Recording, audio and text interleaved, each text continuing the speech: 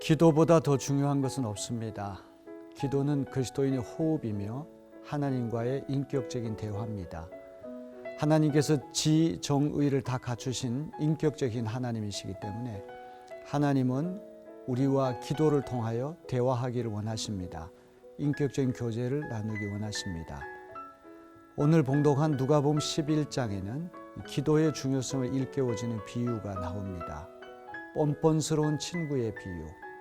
이 뻔뻔스러운 친구의 비유를 통하여 끈질긴 기도가 너무나 중요함을 다시 한번 깨닫고 기도하는 일에 더 열심을 내는 저와 여러분 되시기를 바랍니다. 뻔뻔스러운 친구의 비유. 누가복음 11장 9절. 내가 또 너희에게 이르노니 구하라 그러면 너희에게 주실 것이요 찾으라 그러면 찾아낼 것이요 문을 두드리라 그러면 너희에게 열릴 것이니.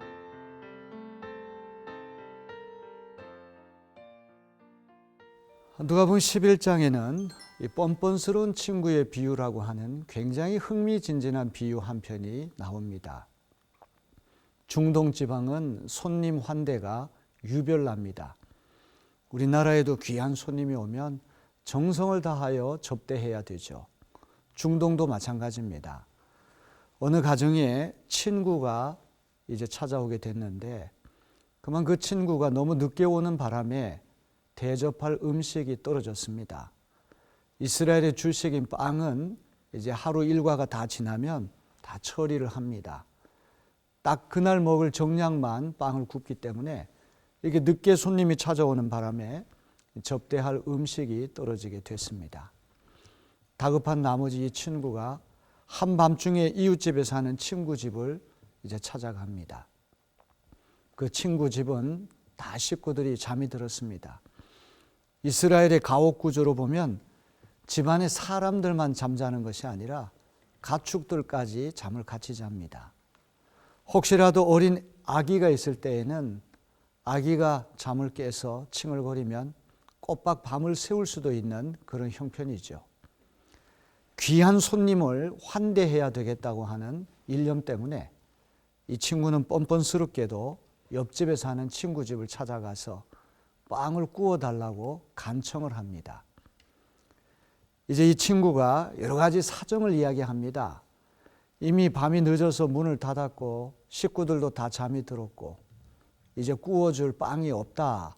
그렇게 이런 지하에 거절을 했지만 계속해서 찾아온 손님을 환대하기 위해서 빵이 필요하다고 간청하니까 어쩔 수 없이 그 소원을 들어주고 만다는 그런 이야기입니다. 누가복음 11장은 기도를 가르쳐주는 말씀입니다. 자, 이 누가복음 11장 8절 말씀이 굉장히 중요한 말씀입니다. 내가 너희에게 말하노니 비록 벗됨으로 인하여서는 일어나서 주지 아니할지라도 그 간청함을 인하여 일어나 그 요구대로 주리라. 재미있는 말씀이 친구라고 하는 이유 때문에 빵을 구워주는 것이 아니라 그 간청함을 인하여 간절히 청하는 것 때문에 요구를 들어준다. 이 말씀이 중요하지요. 아마 가까운 친척이 와서 이렇게 요구한다고 할지라도 이 주인은 안 들어줬을 가능성이 많습니다. 친구라고 하는 이유 때문이 아니라 그 사람이 워낙 간절하게 요청하기 때문에 그 소원을 들어준다. 이런 이야기죠. 간청이라고 하는 이 말이 헬라 말로 아나이데이아라고 하는 말입니다. 이 아나이데이아라고 하는 말은 뻔뻔스럽다. 또 굉장히 강력하게 요청한다.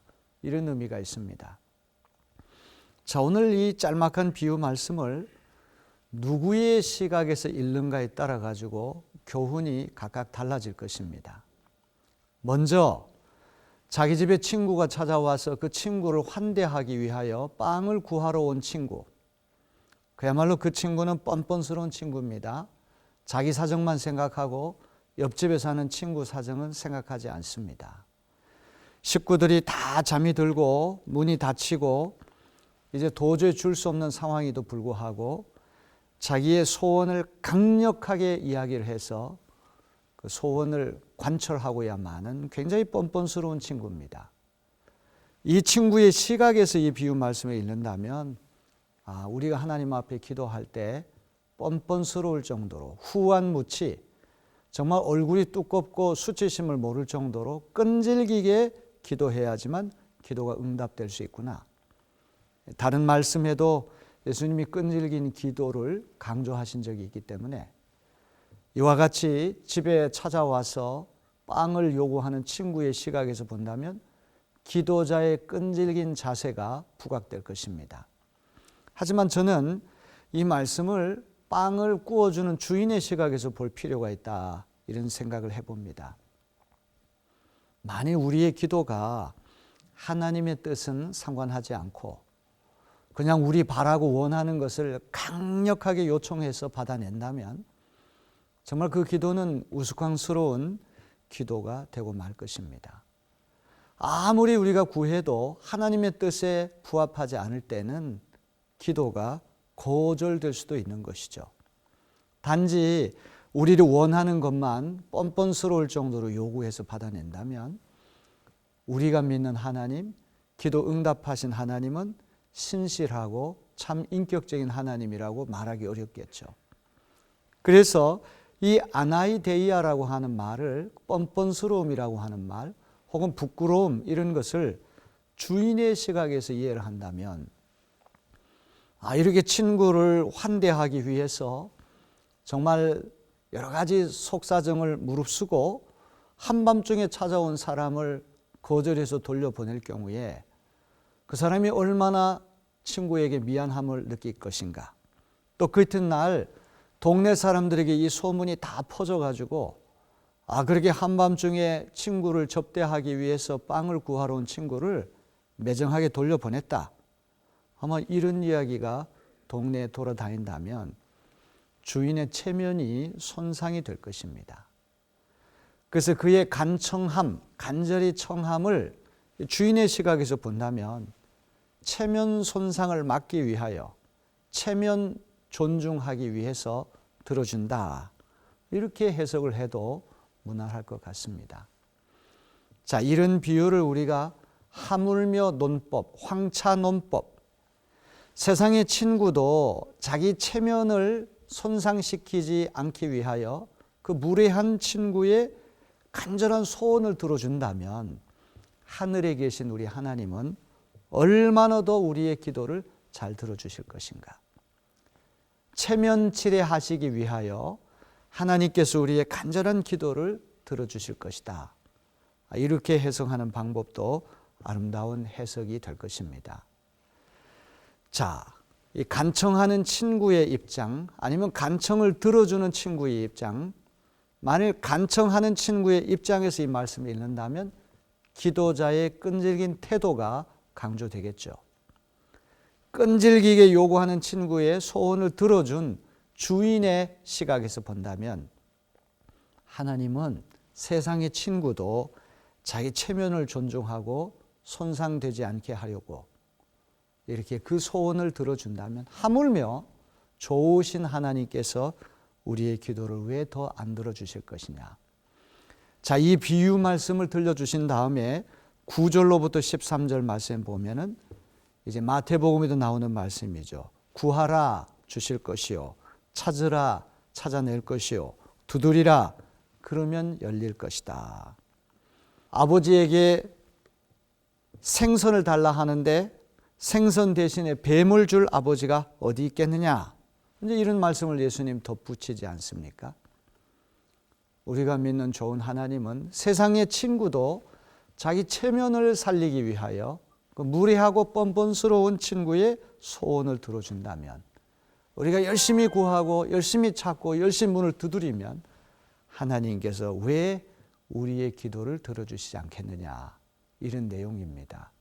오늘 이 말씀을 묵상하면서 여러분 모두 이 하나님 말씀대로 기도하기에 힘쓰는 한 날이 되시길 바랍니다. 너무나 좋은 기도 내용이 하나 있기 때문에 끝으로 제가 이 기도문을 여러분에게 낭독하면서 오늘 말씀 큐티를 마치려고 합니다.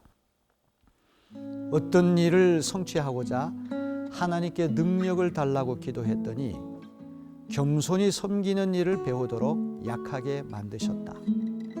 더 위대한 일을 하고자 건강을 달라고 기도했더니 더 선한 일을 하도록 질병을 주셨다.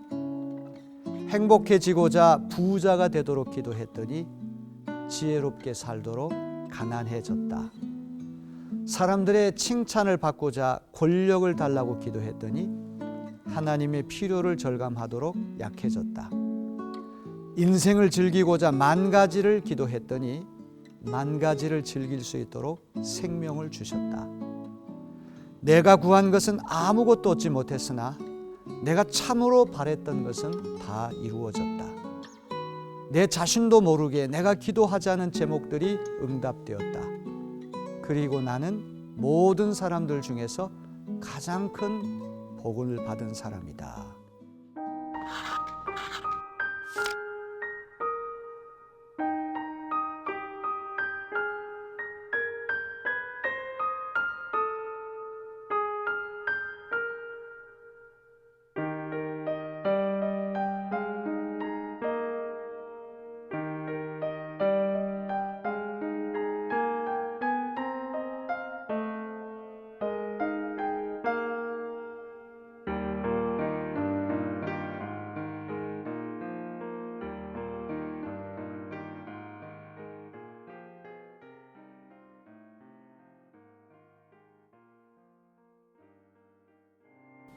우리의 기도는 다 주님이 들으십니다. 어떤 기도이든지 다 주님이 들으시고 또 신비한 방법으로 응답된다는 사실을 믿으시고 오늘 한 날도 기도의 중요성을 기억하고 열심히 기도하여 정말 하나님과의 풍성한 교제가 계속되기를 주님의 이름으로 기원합니다. 우리 다 함께 기도하겠습니다. 누가복음 11장에 나오는 뻔뻔스러운 친구의 비유를 통하여 기도자의 끈질긴 자세, 세상의 친구도 자기의 체면을 손상시키지 않고자 그 무례한 친구의 소원을 들어준다면 하늘에 계신 하나님께서 하나님의 자녀들이 구하는 기도를 왜 들어주시지 않겠느냐. 참으로 귀한 말씀을 우리에게 들려주셨습니다. 오늘 이 말씀을 깊이 묵상하며 기도의 중요성을 다시 한번 깨닫게 도와주시며 살아계신 하나님과 기도를 통하여 인격적인 교제가 계속되게 하시고 또 하나님의 뜻을 밝히 깨닫는 하루가 되게 하여 주옵소서. 예수님의 이름으로 간절히 기도하옵나이다.